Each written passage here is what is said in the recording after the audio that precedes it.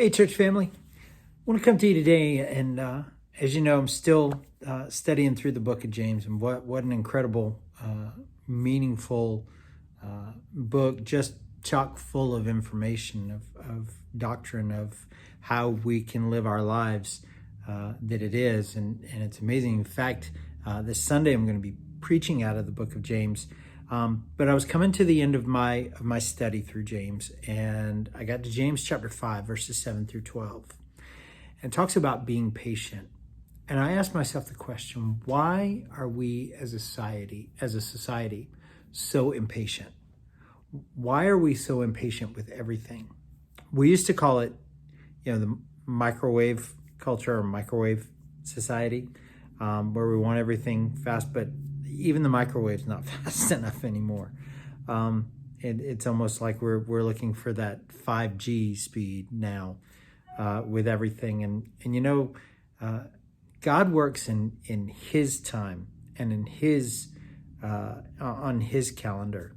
And I was reading through James chapter 5, verses 7 through 12. And verse 7 says this: "Therefore, brothers, be patient until the Lord's coming.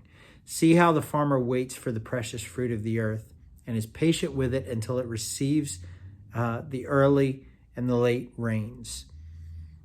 And I just started thinking about that. It's like a farmer knows that his crop is only going to work and be fruitful if he waits. And yet we become so impatient and want to, especially guys, especially men, we have this thing where we just want to fix everything.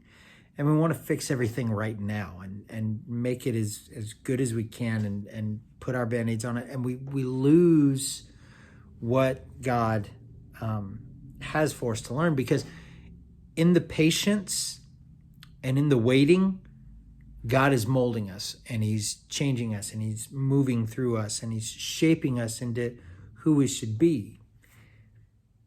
There was a time where patience and virtue and godly wisdom and all of these things that we read about in the book of James, they were sort of taken for granted. It was like that's just what society did. This is who we were. It's we slowed down. It was a slower pace.